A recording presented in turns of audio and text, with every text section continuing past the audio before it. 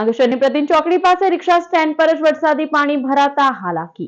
અંકલેશ્વર પ્રતિન ચોકડી રિક્ષા સ્ટેન્ડ પાસે વરસાદી પાણીએ જમાવટ કરતા પેસેન્જરો સહિત રાહદારીઓએ ભારે હાલાકીનો સામનો કરવો પડી રહ્યો છે। અંકલેશ્વર પંથકમાં વરસાદી માહોલ જામ્યો છે। વહેલી સવારથી જ વરસાદે ધબધબાટી બોલાવી હતી, જેના કારણે જનજીવન પણ પ્રભાવિત થયું હતું।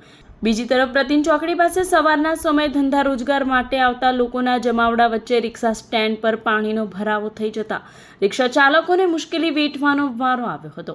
પેસેન્જર અને રાહદારીઓને પણ માર્ગ પરથી પસાર થવું મુશ્કેલરૂપ બની ગયું હતું। નગરપાલિકાની ગટર લાઇન ચોકઅપ થઈ જવાના કારણે પાણી માર્ગ ઉપર ભરાયું હોવાનું રિક્ષા ચાલકોએ જણાવ્યું હતું।